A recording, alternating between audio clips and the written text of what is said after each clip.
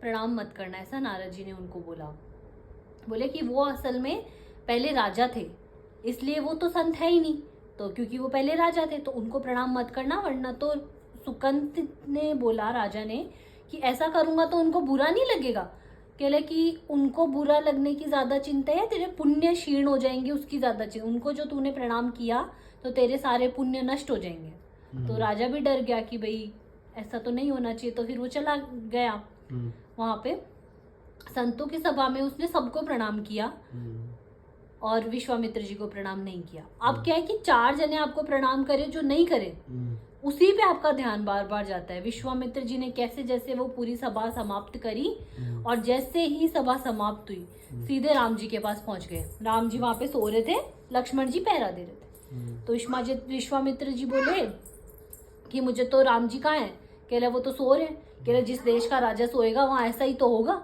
तो लक्ष्मण जी को चिंता हो गई कि भाई क्या हुआ ऐसा। तो उन्होंने बोला उठाओ उनको। अब राम जी ने आवाज सुनी अपने गुरु की तो उठ के आए बाहर, तो बोले कि तुम्हारे गुरु का अपमान हुआ है। तो राम जी बोले कि ऐसा कैसे, कौन कर सकता है मेरे गुरुदेव का अपमान। तो उसने बताया कि ये कैवर्त देश का राजा सुकंत है, जो उसने मुझे प्रणाम नहीं किया, सभी संतों को प्रणाम किया। तो राम जी को भी गुस्सा है, उन्होंने बोला कि उस व्यक्ति का सर धड़ से अलग किए बिना मैं जलपान नहीं करूंगा।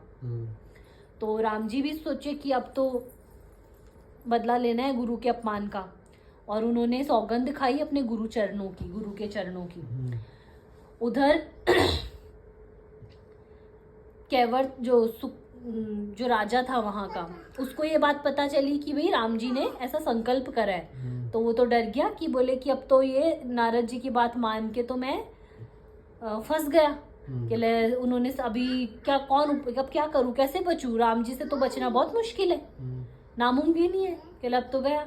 तो बोले नारद जी को ही बुलाता हूँ कि उन्हीं की वजह से आग लगी है, तो उनको ही बुलाता हूँ। तो नारद जी आते हैं, तो नारद जी का वो आह्वान करता है। नारद जी आते हैं तो नारद जी आके बोलते कि ये तो अच्छी बात है कि तेरा मतलब जीवन सुधर जाएगा। तो बोले कि प्रभु मेरी मृत्यु हो जाएगी, मेरे को जीवन नहीं सुधारना है। कहला बहुत ही बढ़िया बात है, प्रभु के हाथों से मृत्यु होगी तो तुझे मोक्ष मिलेगा।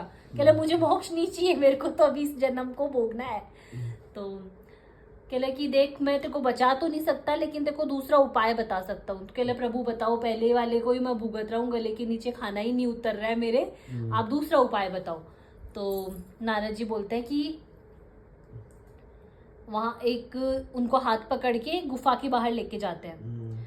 उस गुफा के अंदर अंजनी माता रहती है। तो उन्होंने बोला नारद जी ने कि वहां उस गुफा के बाहर जाके रोना स्टार्ट कर दे, और जो भी अंदर से बाहर आएगा उसके पैर पकड़ लेना कि भाई मेरे को तो बचा लो, मेरे को तो वचन दो कि आप मेरे प्राणों की रक्षा करोगे, तभी रोना बंद करूंगा। तो वो बोलते हैं कि अगर ये उन्होंने भी मना कर दिया, उन्होंने भी वचन नहीं दिया तो कहले तो फिर और दूसरा उपाय देखेंगे, उपायों की कमी नहीं है अपने पास। फिर राजा सुकंत जो है वो जाता है गुफा के बाहर और खूब रोता है। अंजनी माता उसकी आवाज सुन के ऐसे दुखी हो जाती है, तो वो बाहर आती है। तो राजा बोलता है कि मुझे तो अपने प्राणों की रक्षा का वचन दीजिए। तो थैंक यू बेटी। तो अंजनी माता उनको वचन दे देती है, और फिर अंजनी माता वेट करती है हनुमान जी के आने का। तो जब ये हनुमान जी आते हैं तो अंजनी माता बोलती है कि ऐसे उदास चेहरा लेके बैठी होती है। हनुमान जी पूछते हैं कि ऐसा क्या हुआ, आप क्यों उदास है माँ। तो अंजनी माता बोलती है कि मैंने एक वचन दिया और वचन को तुम्हें निभाना है।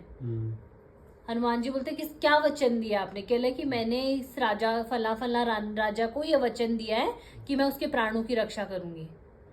तो हनुमान जी बोलते हैं ठीक है, तो इसमें कोई बड़ी बात नहीं है। वो जाते हैं राजा के पास में, उनको बोलते हैं कि मैं तुम्हारे प्राणों की रक्षा करूंगा, बताओ मुझे किससे संकट है।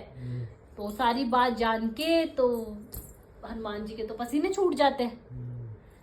अब उन्होंने भी अपनी माता को वचन दे दिया कि भाई मैं उस व्यक्ति के प्राणों की रक्षा करूंगा, और इधर पता चला कि भाई उनके खुद के ही इष्ट देव जो है वो ही उसके प्राणों के पीछे पड़े हुए हैं।